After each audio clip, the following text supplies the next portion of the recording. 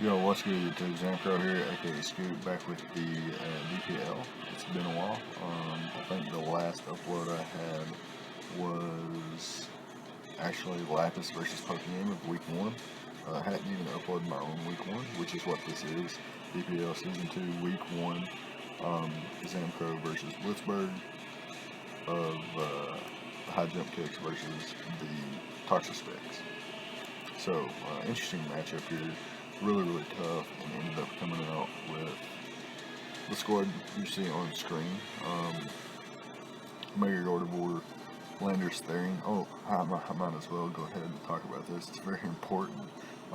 These were, or this, not these, but this match was an ORAS match. So the first time I played for the high jump kicks, it was going to be an ORAS match. I'm one of their ORAS coaches, and yeah, I can play both Sun and Moon or ORAS. But for this week, we're going to be playing ORAS, and we got matched up against Blitzburgh, who is also got an ORAS squad. So no Z moves, nothing like that. A little bit different mechanics going on with paralysis and certain moves and things like that. So.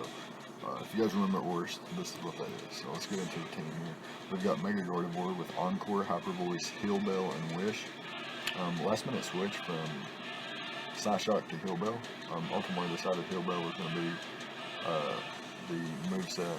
We've got a Landers Therian with Stealth Rocks, U-Turn, Earthquake, and Knockoff with leftovers. A Choice Scarf Weavile to outpace his entire squad. Adamant Nature still allowed us to outpace up to a Choice Scarf Terrakion, which is pretty nice. We've got Knockoff, Ice with Crash Pursuit, and Ice Shard. We've got an Adamant Scizor with Swords Dance, Bullet Punch, Bug Bite, and Roost with the Iron Plate. Very nice win condition in this matchup.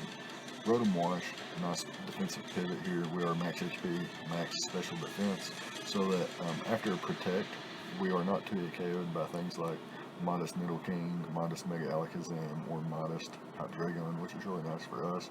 Can protect up, Volt Switch out, go accordingly.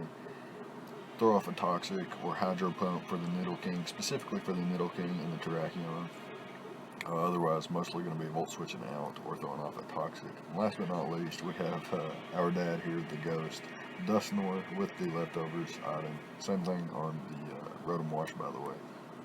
Careful Nature here, max HP, max Spadef, switches into Life Orb Nidoking about as best as a Mon can.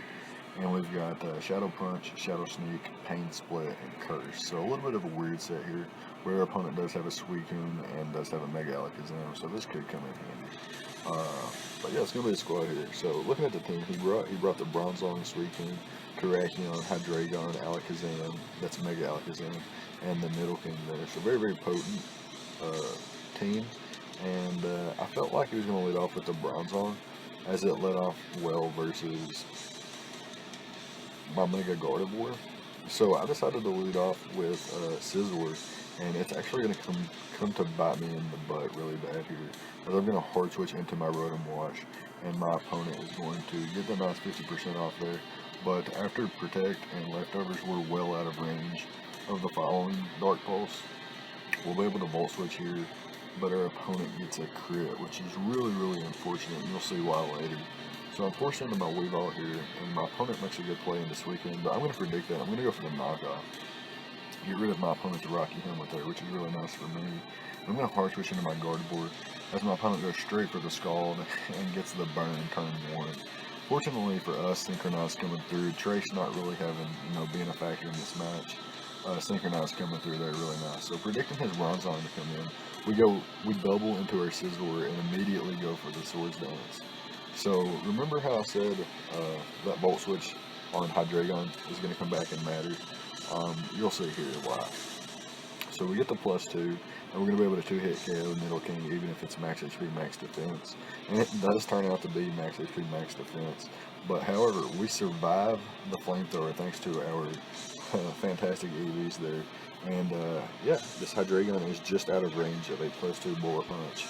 So had we got that Volt Switch off earlier, we would have been able to knock this bad boy out. Unfortunately, not able to get that damage off, and it comes back to bite us in the butt here. Really unfortunate. But it is what it is. So our opponent goes out this weekend here. Things get a little bit stallish, but we do have the encore. We do have ways to play around this weekend to an extent. So we go for the wish there as our opponent goes into bronze on, throws off a toxic, expecting my switch. Very, very fantastic play there. However, we do get our landers in, and with protect, this thing is even a semi-check to Weavile. So very, very fantastic bronze on set there. Props to Blitzburgh, Blitz, and his team for that set. Really, really fantastic. And it's proven to be a nuisance. So Mega Gardevoir not really able to get much damage off here. I go for the Heal Bell, expecting my opponent to switch, and maybe expecting my opponent to get up rocks here. I'm going to go for the Wish, but my opponent does just throw off the Toxic here. Fortunately, we are able to survive, but nothing's going to be able to catch the Wish as my opponent does decide to just go ahead and take the knockout there.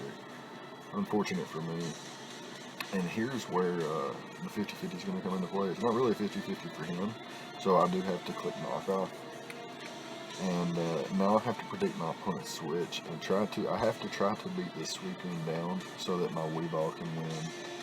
If I can beat down the Suicune and beat down the Bronzong, Weavile can still win this match with the Icicle Crash. So that's going to be the end game here. What I'm going for, try to weaken the Suicune.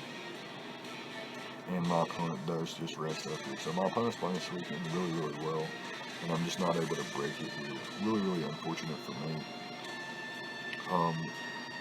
Yeah, he even gets a Calm Mind here, so that makes it even scarier on my behalf, because now he's a +1 special attack, +1 special defense, and he's going to be able to easily knock me out here, and even my Dusknoir is going to have a tough time.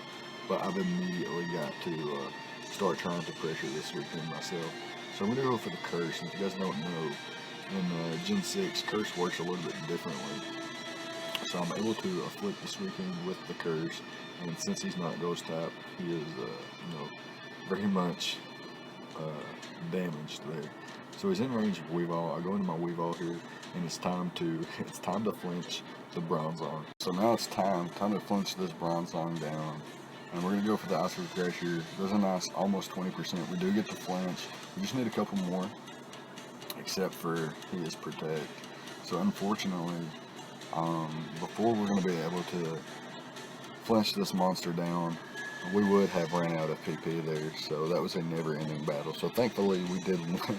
We was able to knock that, or miss that one, and he was able to knock us out there, because we weren't going to be able to get it unless we crit him and flinched him multiple times in a row. It was just an impossible way to win that match at that point. So, so that was game 2 of a 7-game series, and in the 7-game series, other coaches played as well. So in total, seven coaches play every week, right? And I was actually game 2. In game 1, TJ played Will and I believe ORAS. I'm not 100% sure on that, what kind of match it was. Either way, TJ was able to defeat Will in game 1. I lost to Blitz in game 2, so that set us at 1-1. Carson defeated Verd in game 3 and put us up 2-1. And JJ followed up really well on that, defeating Spexstar, putting us up 3-1 going into game 5, where Joe actually lost to Vesuvius, bringing them closer to 500 at a 3-2 position. But in game 6, Shuckle went ahead and took us home, winning our 4th game, defeating AJ. And in game 7, it didn't really matter, but I know Narth wanted to prove a point. Narth actually wasn't able to get that point across, as Immortal Mints did defeat him as well. And that's going to be our week 1. High Jump Kicks defeat the Toxic Specs, I believe 4-2, 4-3, was it? Yeah, 4-3. It was a 4-3 series, and we were able to come out on top despite my loss here. So it was really fun. Nice week 1 there. And hopefully we can have more fun weeks. But it's going to be it. Let me know what you guys thought about the prep and the plays on both sides of the field. Leave a like, comment, and subscribe, all the good stuff, and I'll see you guys next time. Thank you for watching.